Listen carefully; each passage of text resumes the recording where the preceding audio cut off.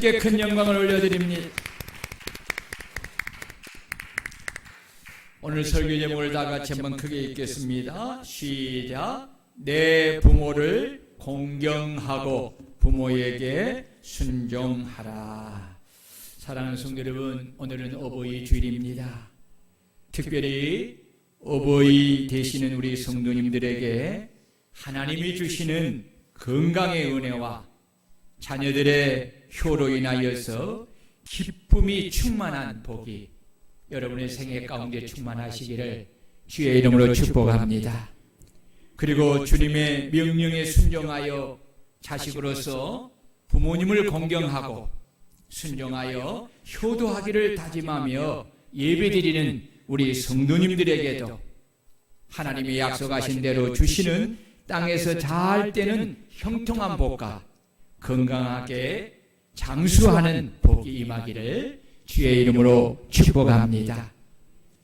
한 사람이 이 땅에 생명을 가지고 태어나는 것과 태어나 처음 관계를 맺는 사람은 바로 부모입니다.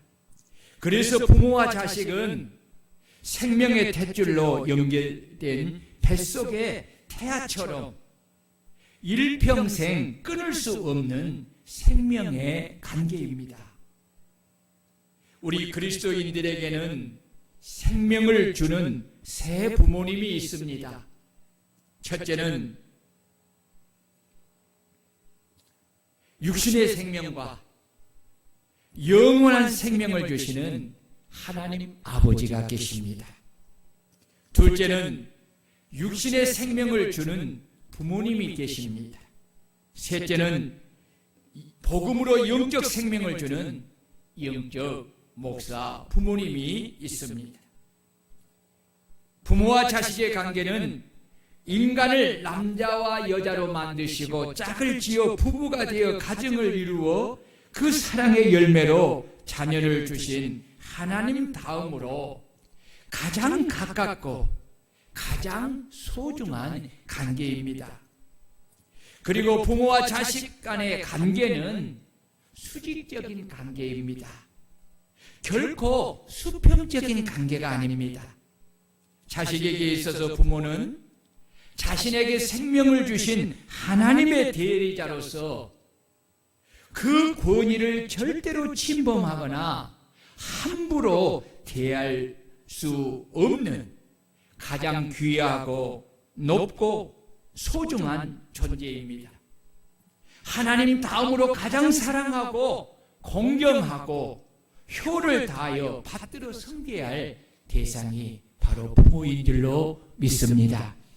그래서 하나님은 당신의 백성들이 지켜야 할 사랑의 계명을 주면서 첫째로 하나님 아버지를 제일로 사랑하라는 첫 계명부터 4계명까지를 주셨습니다. 그리고 둘째로 이웃을 사랑하라는 계명을 주실 때 그 이웃의 첫째 되는 계명, 가장 우선된 계명으로 5계명을 주셨는데 바울 사도는 5계명의 본뜻을 살려서 오늘 본문에서 자녀들아 주 안에서 너희 부모에게 순종하라. 이것이 옳으니라. 내 아버지와 어머니를 공경하라. 이것이 약속 있는 첫 계명이니 이로써 내가 잘 되고 땅에서 장수하리라 라고 하신 것입니다. 이 계명은 인간을 만드시고 가정을 만드시고 부모에게서 자녀를 태어나게 하신 하나님께서 세우신 불변의 질서입니다. 이 질서가 가정에서 교회에서 잘 지켜질 때 인간은 진정한 행복을 가지고 느낄 수가 있습니다. 그러나 반대로 하나님이 가정과 교회에 세우신 이 질서가 무너지면 진정한 행복은 가질 수 없고 느낄 수가 없습니다. 아무리 남녀가 사랑을 해서 행복을 가졌다고 해도 부모와 자식 간의 사랑과 공경을 통해 가지는 행복과는 비교할 수 없는 큰 차이가 있는 것입니다. 그 이유는 부모와 자식은 생명의 끈으로 이어진 관계예요. 자식을 향한 부모의 사랑은 하나님의 아가페 사랑과 가장 많이 닮은 아낌없는 희생과 헌신과 수고와 눈물과 땀으로 이루어진 조건 없는 사랑이요, 그런데도 불구하고 하는 사랑이기 때문입니다. 이 사랑은 그 누구도 채울 수 없는 사랑입니다. 다만 죄인들이 하나님이 베푸신 사랑을 알지 못하듯이 자녀들이 부모의 사랑을 다 알지 못하고 자신이 받은 사랑을 이기적인 자기 사랑으로 당연히 여기고 잊어버렸기 때문입니다. 이런 자식들의 마음에는 자신도 모르는 마음의 깊은 곳에 큰 공간이 자리 잡고 있기에 다른 것으로 채워 자신이 행복하기를 원하여도 부모와 관계 속에서 가지는 사랑으로 인한 행복이 없기에 진정한 행복을 누리지 못하는 것입니다. 그러나 이런 자식일지라도 하나님의 말씀을 따라 부모를 사랑하여 공경하고 순종하여 효를 다하면 진정한 행복을 가질 수가 있는 것입니다. 화면을 한번 볼래요?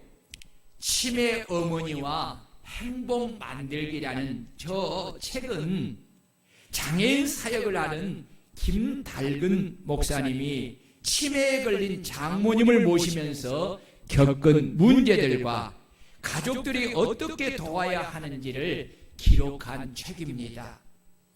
책에 나오는 내용을 잠시 소개합니다. 장모님은 30년 동안 신경안정제를 복용해서 2년 전부터 치매가 급속도로 진행되었습니다. 우리 부모는 내성마비 장애가 있는 딸 때문에 마음에 여유가 없었지만 치매에 걸린 어머니를 자진해 모셔왔습니다. 그런데 이성적으로 이해할 수 없는 이상적 행동을 끊임없이 반복하는 어머니를 향해 아내는 감당하기 어려운 짜증과 분노와 싸워야 했습니다. 하지만 이 김 목사는 어머니의 치매가 선물이라고 고백합니다. 그가 이렇게 말하게 된 동기가 있었습니다. 하나님은 어머님의 치매로 내 속에 어떤 문제가 숨어 있는지를 보여주셨습니다. 또 하나님은 그 문제를 보여주실 뿐만 아니라 그 문제를 건드리려고 작정하셨습니다. 하나님의 치매 작정은 위장된 분노와 미움을 감춘 채 그럴듯하게 살아가던 나 자신을 거듭나게 했습니다. 어느 날 장모님을 향한 끓어오르는 분노를 사귀지 못하고 그만 안 돼요 하면서 그 어머니의 손을 때리는 천지검을 하는 잘못을 저질렀습니다. 자신의 모습을 보면서 깜짝 놀라 금방 후회하고 어머니의 손을 잡고 용서를 구했습니다. 그러자 어머니는 괜찮아 그때뿐이야 라고 해맑은 웃음을 짓는 그 장모님 앞에서 눈물을 흘리며 엉엉 울었습니다. 그 어머니가 치근하게 보였고 보기 싫던 얼굴이 예쁘게 보이기 시작했습니다. 치매 어머니를 통해 자신을 치유하시는 하나님을 느끼게 되었습니다. 그 일 후에 어머니는 나와 우리 가정에 주신 하나님의 축복이요 밭에 숨겨진 보화라고 고백하게 되었습니다. 어머니의 숨겨진 보화인 치매로 인해 우리의 가정은 전보다 훨씬 부유해졌습니다. 어머니의 치매를 선물로 여길 수 있음은 하나님의 은혜입니다. 자식을 향한 어머니가 베푸신 사랑과 은혜가 일순간의 치매로 어찌 감추어질 수 있겠습니까? 라고 김당률 목사님은 치매 어머니와 행복 만들기 저 책을 그렇게 썼습니다. 우리 다 같이 어버이께서 자식인 우리에게 베푸신 큰 사랑과 그 은혜를 우리가 생각하면서, 그리고 육신의 부모님을 먼저 떠나보내신 우리 성도님들도 육신의 부모님께서 생전에 베풀어 주셨던 사랑과 은혜를 생각하면서 부모님이 주셨던 그 부모님을 주신 하나님 아버지께 우리 감사하는 마음으로 어머니의 마음이라는 노래를 작년에는 안 불렀는데 올해는 한번 더 불러보겠습니다. 나이가 들수록 이 노래를 부를 때 왜 이렇게 눈물이 많은지요? 그렇습니다. 예, 우리 화면을 한번 띄워 주시면서 여러분 부모님이 내게 베풀어 주었던 그 사랑과 은혜를 우리가 생각하면서 한번 우리 불러보십시다.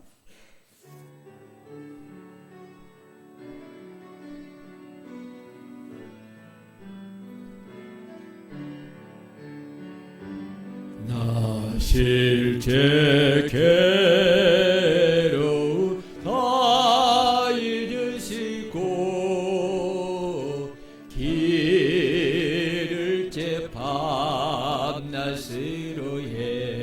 애쓰는 마음, 진 자리 마른 자리 가라리시며 손발이 다 닳도록 고생하시네. 하늘 아래 그 무엇이 너 딸이요, 어머니의 희생은 가히 없어라. 어려서 안고 입고 올려주시고 자라선 문기되어 기다리는 하늘사 길을 댈사 자식 생각해 고우시던 이물에 주름이 가득 따기에 그곳이 너 딸이요, 어머니의 정성은 지극하셔라. 사람의 마음 속에 온갖 있어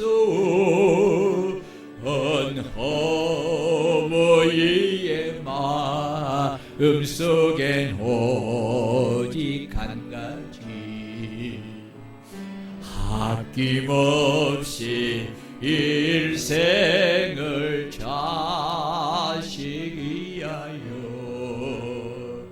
살과 별을 깎아서 바치는 마음,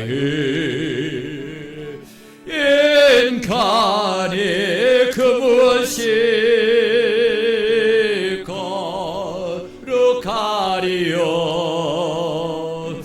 어머니의 사랑은 그지없어라. 사랑하는 성도 여러분, 그렇지요. 부모님이 우리에게 행하셨던 그 사랑과 은혜는 부모님의 치매로 가리워줄 수 없는 거지요. 그것으로 잊어질 수 없는 거지. 치매 치매가 아무리 오래 걸린다는 할지라도 부모님이 한평생 자녀인 나를 위해서 희생했던 그 사랑은 비교할 수 없지. 비교할 수 없어. 바울 사도는 오늘 본문을 통하여서 자녀들에게 하나님이 명령하신 이웃사랑의 첫 계명을 말씀하면서 자녀들이 부모에게 어떻게 해야 복을 누릴 수 있는가를 다시 시키면서 자녀에게 그 명령을 행하라고 명령하고 있습니다. 그렇다면 하나님은 자녀들에게 자신의 부모님께 어떻게 행하면 복을 주시겠다고 말씀을 하셨습니까? 첫째는 따라합시다. 주 안에서 내 부모에게 순종하라. 그렇습니다. 오늘 1절에 보면 자녀들아 주 안에서 너희 부모에게 순종하라. 이것이 옳으니라. 여기 순종하라는 이 언어는 히파쿠오인데 두 단어를 합성한 말입니다. 밑에서라는 히포와 듣는다라는 아쿠라는 이 말이 합쳐져서 생긴 말로서 아래서 귀를 기울여 듣고 따르다라는 의미입니다. 자녀들은 항상 부모 아래서 부모님의 말을 진지하게 귀를 기울여 잘 듣고 따라야 합니다. 이것을 가리켜 순종이라고 합니다. 순종은 자식으로서 부모님께 마땅히 행하여야 할 도리입니다. 그 이유는 하나님께서 가정의 권위를 부모님께 맡기셨기 때문입니다. 부모님은 자녀를 낳고 양육하는 하나님의 대리자입니다. 자녀가 부모님께 순종하는 일에는 주 안에서 오해가 없습니다. 그래서 바울 사도는 자녀들아 부모 모든 일에 부모에게 순종하라라고 말씀하신 것입니다. 어느 마을에 화목하기로 소문난 집이 있었습니다. 동네 사람마다 그 집을 부러워합니다. 한 번은 화목하지 못한 집의 노인이 화목한 집에 방문하여서 그 이유를 물었습니다. 그러자 화목한 집의 노인은 우리 집이 왜 화목한지를 보여주겠다라고 말하면서 큰 아들을 불렀습니다. 얘야, 내 앞에서 춤추고 노래를 불러라 라고 아버지가 말씀합니다. 나이가 40이 넘은 아들은 아무 대가 없이 아버지 앞에서 아이처럼 춤을 추면서 아버지가 즐겨 부르는 노래를 그렇게 불렀습니다. 둘째 아들을 불렀습니다. 그리고 말씀하시기를 뒷마당에 가서 감을 따오너라 라고 말씀하신 것입니다. 감 열매가 겨우 맺히기 시작하는 터인데 둘째는 이유도 묻지 않고 그 감 열매를 따왔습니다. 셋째 아들을 불러서 막내야 애안간에 있는 소를 지붕에 몰고 올라가라 라고 하십니다. 그러자 셋째 아들은 소를 몰고 지붕에 올라가기 위해서 사다리를 놓고 야단법석을 하더랍니다. 그때 노인이 집에 찾아온 노인에게 말하기를 우리 집안의 화목은 자녀들의 순종함에 있습니다 라고 말을 했다고 합니다. 부모님이 하신 말씀에 순종하는 것은 주 안에서 모든 일에 순종해야 하기에 자식은 자신의 생각을 따라 이것은 순종하고 저것은 불순종하는 것이 되면 안 됩니다. 그러면 하나님이 약속하신 복을 받지 못합니다. 하나님께 축복을 받은 사람들은 말씀에 온전히 순종하는 사람들입니다. 감리교를 장시하는 요한 에슬레의 어머니 수산나는 19명의 자녀를 출산하였습니다. 대단히 놀라지도 않지요. 19명이라니까요. 가난한 가운데 많은 아이를 양육하는 일이 얼마나 힘들었겠습니까? 그러나 그녀는 아이들을 다 훌륭하게 양육하였습니다. 특히 자녀들에게 하나님의 말씀을 따라 2살 전에 순종을 가르치는 교육을 목표로 삼고 순종하는 교육을 철저하게 시켰습니다. 어머니 수산나의 교육을 받은 자녀들은 한결같이 순종하는 사람이 되어서 하나님으로부터 복을 받아 한 시대의 큰 인물들이 되었습니다. 영국의 가장 유명한 가문을 대라면 바로 에슬리의 가문인데 그들의 어머니가 바로 수산나입니다. 그렇습니다. 자녀가 부모에게 효를 행하는 자녀가 되기를 원한다면 어릴 때부터 순종을 가르쳐야 합니다. 그러나 오늘의 시대는 부모를 향한 순종이 무시되는 세상에서 살고 있습니다. 자녀가 부모의 말에 순종하는 것이 아니라 도리어 부모가 자녀의 말을 순종하는 시대가 되었습니다. 자녀가 엄포를 놓으면 잘못될까 봐 부모들이 벌벌 뜹니다. 그러나 부모가 자녀의 불순종을 그냥 내버려 두면 자녀는 망하는 길로 가는 것을 내버려 두는 것과 같음을 부모는 깨달아야 합니다. 순종하는 것은 미덕이 아니라 생명의 본질이요 축복받는 지름길이요 성공의 지름길입니다. 아멘은 언제 하죠? 다시 한번 합니다. 순종하는 것은 미덕이 아니라 생명의 본질이요 축복의 지름길이요 성공의 지름길입니다. 그렇습니다. 심장의 내 지시에 순종하지 않으면 죽습니다. 허파가 내 지시에 순종하지 않으면 호흡이 멈춰 죽는 것처럼 순종은 내 삶에 참으로 중요한 것입니다. 우리는 하나님 아버지의 자녀로서 하나님이 하신 말씀에 순종하고 육신의 부모님께 순종하고 영적 부모인 주의 종이 하는 말에 순종해야 합니다. 우리 하나님 아버지는 순종을 가장 기뻐하시고 좋아하시는 하나님이십니다. 그래서 사무엘 선지자는 사울왕에게 하나님은 순종은 제사보다 나 하나님의 목소리를 청종하여 듣는 것이 제사에 드리는 수양의 기름보다 낫고 더 좋아하신다고 말씀하신 것입니다. 그렇다면 우리 성도님들은 모든 일에 부모님께 순종하고 있습니까? 모든 일에 힘을 다하여 부모님께 순종을 다하는 자녀가 되어 하나님이 주시는 복을 받는 자녀들이 되시기를 주의 이름으로 축원합니다. 두 번째로 부모님을 공경하라 하였습니다. 2절을 보면 내 아버지와 어머니를 공경하라. 이것은 약속 있는 첫 계명이니. 여기 공경하라는 이 언어는 티마오인데 가치를 두고 존경하다라는 의미입니다. 이 공경은 우러러보며 마음으로 존경하고 높이 받들어 섬기는 사랑을 가리켜서 존경이라고 합니다.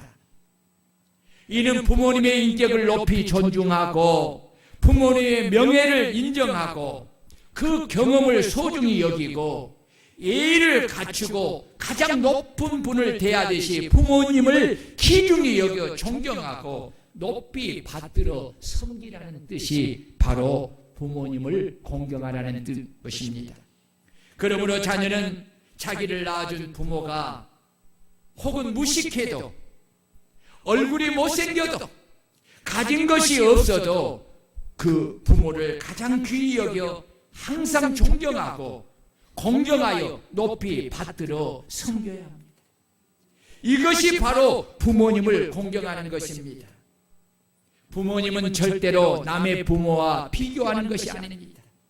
그 존재 자체로 공경해야 합니다.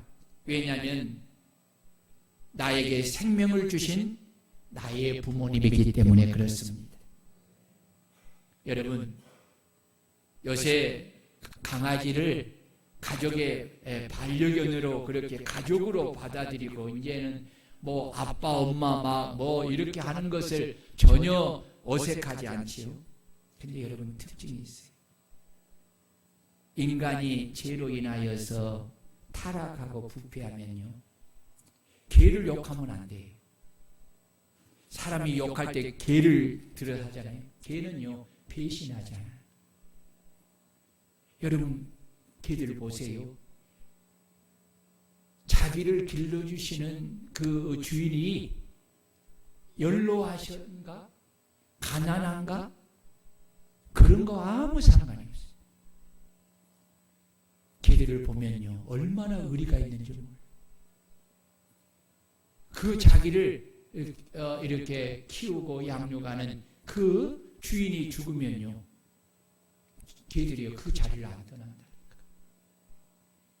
그런데요 나에게 생명을 주신 이 부모를 하나님의 형상으로 지은 만물의 영장인 인간은 어떻습니까? 그렇지 못하는 경우가 너무 많아요. 자기 부모님을 부끄러워 여기는 사람이 있어요. 자기 부모님이 부끄러워가지고 그냥 부모라고 말하지 못하고 피하는 사람도 있다. 미국의 16대 대통령 링컨의 아버지는 구두를 만드는 사람이었습니다. 그 당시 귀족에 속한 의원들은 미천한 신분의 사람이 위대한 미국의 대통령이 된 것에 대하여 몹시 화가 나 있었습니다. 그래서 링컨이 상원에서 대통령 취임 연설을 하던 날 그가 단상에 오르자 그 중에 나이 많은 귀족이 일어나서 링컨을 모욕 주려고 이렇게 말합니다. 미스터 링컨, 어쩌다 당신이 이 나라의 대통령이 되기는 했지만 예전에 당신은 당신의 아버지와 함께 우리 가족들의 구두를 만들기 위해 우리 집을 드나들곤 했다는 사실을 잊지 말아주기 바라고, 또한 여기에는 당신의 아버지가 만든 구두를 신고 있는 상언들이 부지기수로 많소. 그러니 당신의 출신을 결코 잊지 마시오라고 그렇게 경고를 했습니다. 이때 링컨은 모든 사람의 기억이 남을 만한 감동적인 말을 합니다. 내가 상원에서 첫 연설을 하기 전에 나에게 아버지를 생각하게 해 주어서 대단히 감사합니다. 나의 아버지는 매우 멋진 창조적인 예술가였습니다. 아버지보다 더 아름다운 구두를 만들 줄 아는 사람은 이 세상에 없습니다. 내가 앞으로 어떤 정치를 하든 내 아버지가 위대한 예술가이었듯이 그런 위대한 대통령이 되지는 못하리라는 것을 나는 잘 알고 있습니다. 나는 결코 아버지를 능가할 수 없습니다. 하지만 귀족 여러분들에게 한 가지 말씀을 드리고 싶습니다. 만일 나의 아버지가 만들어드린 구두가 여러분의 발에 맞지 않거든 나도 아버지에게 배운 기술이 조금 남아있으니 나에게 말씀하십시오. 나는 훌륭한 제화공은 아니지만 최소한 여러분의 구두는 수선해 드릴 수 있습니다. 연락만 주십시오. 그러면 언제라도 여러분의 집으로 달려가서 여러분의 구두를 수선해 드리겠습니다 라고 말을 한 것입니다. 사람들은 링컨의 아버지를 천하게 여겼습니다. 부끄럽게 여겼습니다. 그러나 링컨은 자신의 아버지를 결단코 부끄러워하지 않았습니다. 오히려 자랑스럽게 여겼습니다. 그리고 가장 그를 높여 존경하고 그렇게 공경하는 것입니다. 이 말을 들은 그 링컨을 비웃던 상원들은 부끄러움을 감추지 못하고 지죽은 듯 잠잠했다고 합니다. 사랑하는 여러분, 자녀가 부모를 공경하는 것은 부모가 훌륭한 사람이기에 공경하는 것이 아니라 나를 낳아주시고 길러주신 부모이기에 그리고 하나님의 대리자이기에, 그리고 하나님의 명령이기에 부모라는 존재 자체로 자식은 부모를 세상에 제일로 여겨 높이고 공경하는 것입니다. 아멘. 때론 내 부모가 나의 부모보다 무식하고 무능하다 할지라도, 설령 부모답지 못한 부모라고 할지라도 자식된 도리로서 부모를 공경해야 합니다. 부모 경경은 엄중한 하나님의 명령입니다. 피할 수 없는 하나님의 명령입니다. 부모 공경은 모든 관계에서 가장 우선이 됩니다. 따라해 봅시다. 부모 공경은 모든 관계에서 가장 우선이 된다. 그렇습니다. 다른 인간관계도 중요하지만 부모 공경은 그보다 우선입니다. 부모 공경은 모든 것의 기초가 되는 기본 윤리가 됩니다. 내가 모든 것을 갖추었다고 해도 부모 공경을 갖추지 않으면 그것은 요란한 빈 수레와 같습니다.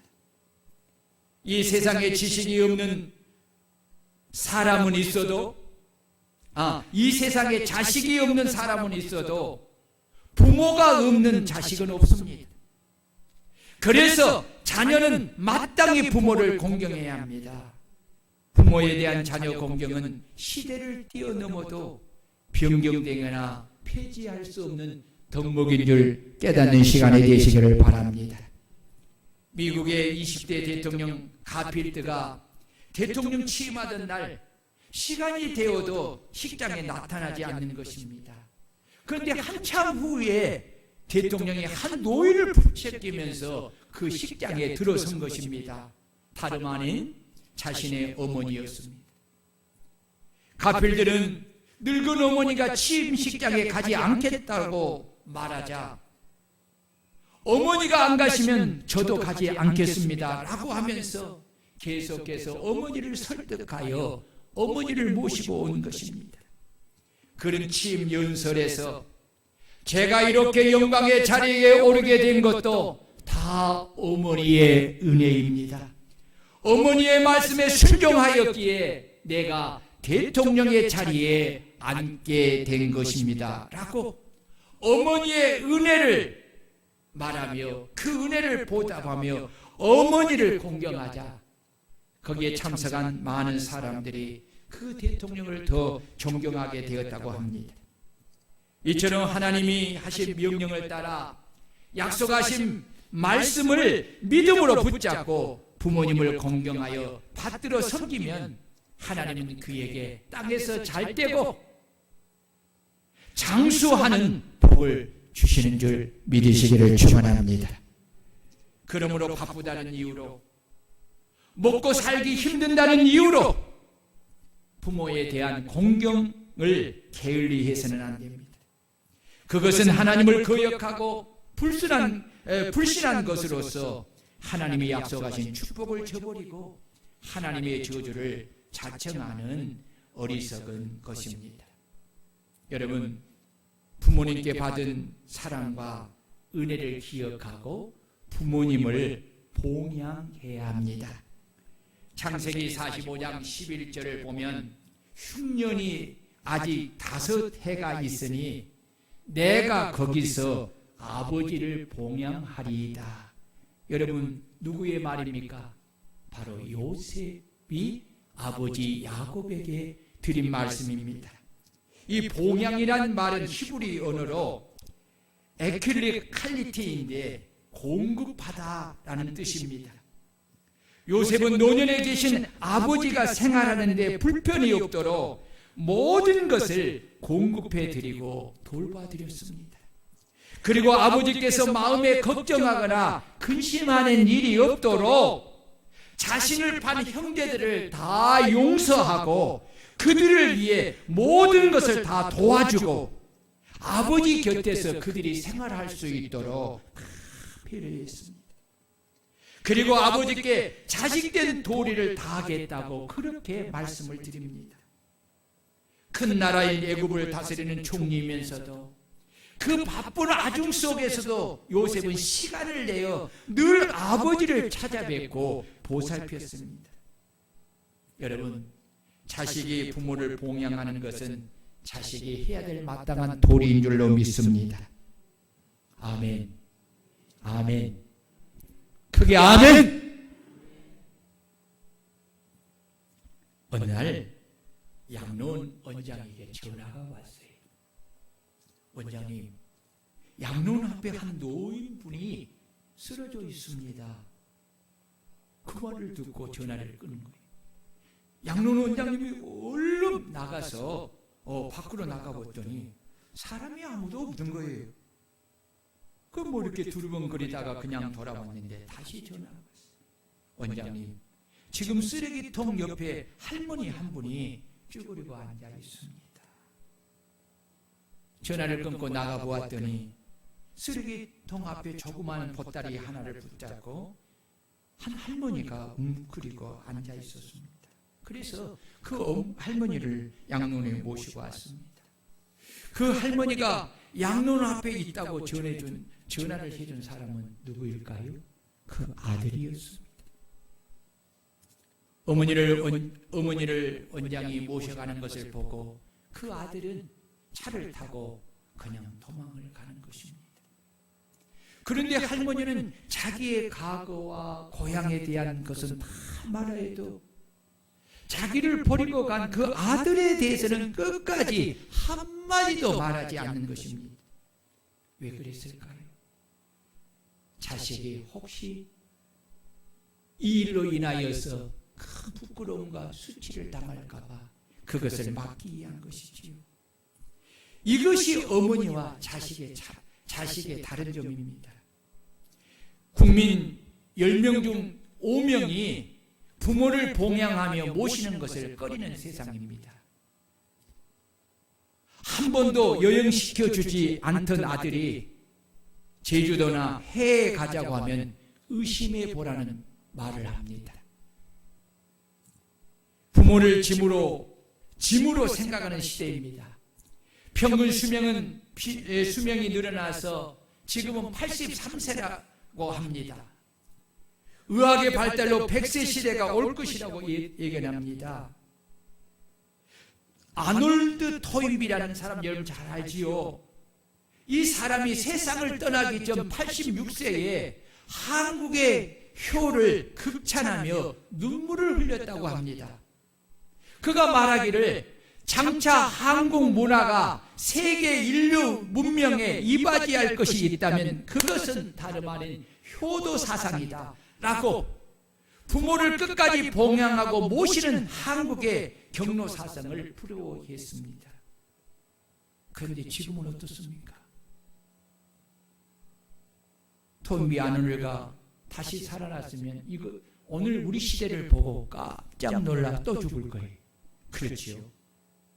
지금 시대는 그렇지 않아요. 우리나라 노인 빈곤율이 OECD 1위라고 합니다.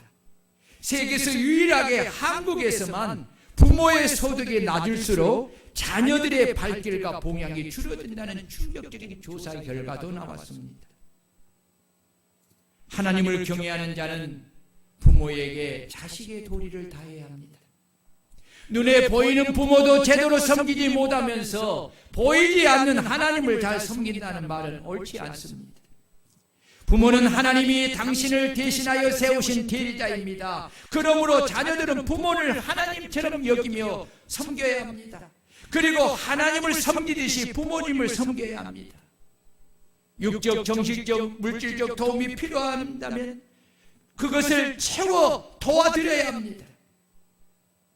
결혼하기 전에 부모에게 순종하는 것이 최고의 효도라면 결혼 후에는 부모를 봉양하는 것이 최고의 효도입니다. 자녀들은 부모에 대한 효도의 시급성을 깨우쳐야 합니다. 1년에 한 번 어버이날이라 어버이 주일만 효도하는 것이 아닙니다. 여러분, 효도를 미루는 것이 아니라 지금 당장 해야 합니다. 지금 어버이를 섬기고 봉양해야 합니다. 지금 사랑해야 합니다. 오늘 부모님께 사랑한다고 고백하고 찾아뵙고 부모님을 안아드려야 합니다. 여러분, 지금 부모님께 사랑하고 존경한다는 표현을 못하면 영영 못하게 될지도 모른다는 것을 깨달아야 합니다. 며칠 전이지요. 저희 딸 사라가 나한테 와서요. 아빠하고 안아줘요. 엄청 행복했어요. 늘 뭐 자주 하지만은 가끔 이러면은 이렇게 안아주면서 아빠한테 뭐 집을 사준 것보다 더 기뻤어요. 이 부모의 마음이지. 부모의 마음. 여러분, 사랑은 따라해보세요. 사랑은 고백할 때에 가치가 있다. 사랑은 표현될 때에 가치가 있다. 아멘. 마음속으로 자식이 부모 안 사랑하는 자식이 있겠어요? 그건 표현하지. 다 사랑해. 근데 문제는 뭐예요? 표현을 안 해. 여러분, 늘 가까이 지내니까요. 가까이 지내니까 표현을 안 해. 이것보다 바보가 없어요. 여러분 따라해보세요. 가까울수록 귀하게 여기고 소중히 여겨라. 그러니까 함부로 하면 안 돼요. 성경은 뭐라고 했어요? 사랑은 무례히 행하지 않는 거예요. 여러분, 표현해야 돼요. 어머니 사랑합니다. 아버지 사랑합니다. 그거 안아주는 거 그렇게 어려워요. 우리가 몇 주 전에 우리가 거룩한 습관을 우리가 대해서 말씀을 드렸잖아요. 습관을 제가 우리 어머니이시는 지연내 권사님을 모시고 가끔씩 식사로 가고 또 이렇게 밖에 나갑니다. 손을 꼭 항상 붙잡고 다니. 붙잡고.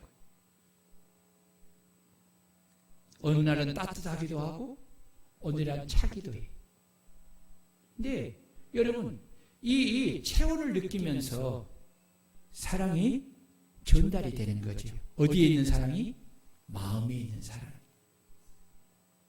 여러분, 표현하세요. 표현해야 돼요. 그리고 부모님께 또 봉양할 때에 정기적으로 용돈을 드리고 자주 전화를 하여서 안부도 물으시고 사랑한다고 고맙다고 감사하다고 그렇게 늘 고백할 수 있기를 주의 이름으로 축원합니다. 여러분, 부모님은 결코 기다려주지 않습니다. 예, 여러분에게 주신 이 효할 수 있는 기회가 머물러 있는 것이 아니라 손살같이 지나갑니다. 그러므로 여러분, 부모는 자식이 효할 때까지 기다려주지 않는 거예요. 제가 나이가 들어가다 보니 예전에 어르신들이 한 말이 다 맞아요. 나이가 들어 몸이 늙어가지만 마음은 여전히 청춘이기에 무엇이든지 할 수 있는 것 같아요. 그러나 실제는 몸이 따라주지 않는 것을 느끼게 됩니다. 음식을 먹으면서 음식을 잘 떨어뜨려요. 자주 흘리게 돼요. 내가 흘리고 싶어서 그러겠습니까? 그렇게 된다니까요. 기억력이 점점 약해집니다. 중심을 잡지 못하고 잘 넘어지게 됩니다. 이러다 보니 마음도 약해져요. 그러니 자녀들이 보고 싶고 그립고 자녀들과 차를 마시고 싶고 가서 자녀들과 음식을 먹고 싶고 때로는 여행도 가고 싶고 자녀들이 옷을 하나 사왔을 때 얼마나 또 어린아이처럼 기쁨이 된 줄 몰라요. 그러나 자녀들이 마치 자식을 훈계하듯이 자기 자식을 훈계하듯이 부모님을 훈계하듯 말하면 마음이 너무 상합니다. 자녀가 부모님을 에게 뭐 미워서 그렇게 막 모욕하려고 하기는 않지만 말하는 투가 문제야. 그러니까 그걸 말들으면 너무 마음이 상해. 정말 자녀들은 부모님께 말을 할 때에 부모님이 젊었을 때 하듯이 조심하게, 그리고 존경하고 높이며 부모님의 인격과 자존심이 상하고 다치지 않도록 말을 잘해야 돼. 말을 잘해야 돼. 젊었을 때는 여러분 자녀들이 뭐를 해도 내가 그것을 받아들일 만한 마음의 여유가 있으니까 그런 거 그렇게 크게 못 안 해. 근데 나이가 들어가면 마음이 좁아져. 생각이 좁아져. 그러니까 작은 것에도 굉장히 서운해.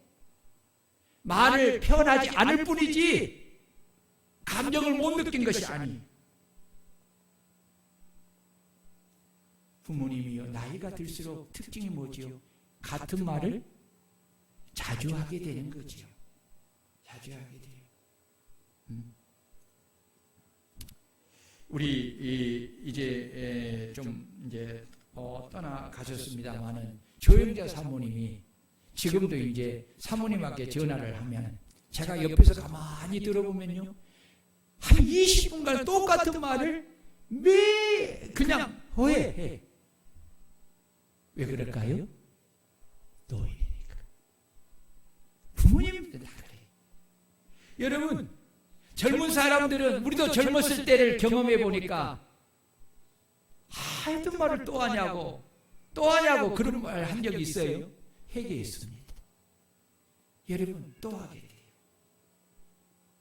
예전 것은 여러분 보세요. 기능상으로 젊었을 때 했던 것은 기억이 남은데 나이가 들어서 했던 것은 기억이 안 나. 그러니까 옛날 이야기를 자주 할 수밖에 없는 것이 부모예요. 그랬을 때에 자녀들은 똑같은 말을 해도 처음 듣듯이 반응을 하는 것이 부모 공경이요 효입니다. 아멘. 이것이 바로 부모님을 사랑하고 공경하는 것이고 부모님께 순종하는 것이고 부모님을 봉양하는 것입니다. 네 번째, 다섯 번째는 너무 중요한 건데 오후에 하도록 하겠습니다. 여러분 보십시오.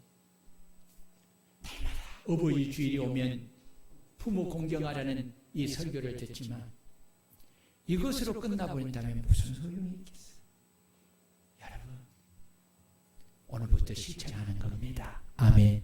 옆 사람께 우리 인사합시다. 오늘부터 실천합시다. 오늘부터 실천합시다.